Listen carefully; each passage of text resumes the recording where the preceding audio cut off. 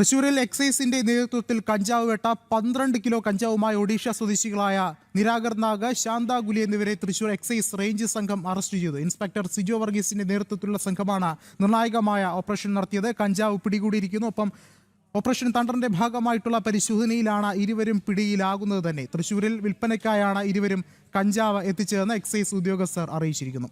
കൂടുതൽ വിവരങ്ങളുമായി സാനു കെ സജീവ ചേർന്നുണ്ട്. സാനു, എന്തായാലും നിർണായകമായ ഒരു സംഭവം തന്നെയാണ്. ജില്ലയിൽ കടന്നു വരുന്ന ഇത്തരത്തിലുള്ള മയക്കുമരുന്ന് സംഘങ്ങളെ കൈയോടെ തന്നെ പിടികൂടാൻ സാധിക്കുകയാണ്. എന്താണ് മറ്റു വിവരങ്ങൾ? ഓപ്പറേഷൻ തണ്ടറിന്റെ ഭാഗമായി എക്സൈസ് നടത്തിയിട്ടുള്ള പരിശോധനയിലാണ് വൻ കഞ്ചാവ് ശേഖരം പിടികൂടുന്നത്. ഇന്ന് ഉച്ചയ്ക്ക് 12:50 കൂടിയായിരുന്നു സംഭവം. അതായത് തൃശൂർ എക്സൈസ് റേഞ്ച് ഓഫീസിലെ ഇൻസ്പെക്ടറുടെ നേതൃത്വത്തിൽ നടത്തിയ പരിശോധനയിലാണ് വഞ്ചിക്കുളം ദേശത്ത് ഭാഗത്ത് നിന്ന് ഇത്തരത്തിലുള്ള 12.9 കിലോഗ്രാം കഞ്ചാവ് പിടികൂടുന്നത്.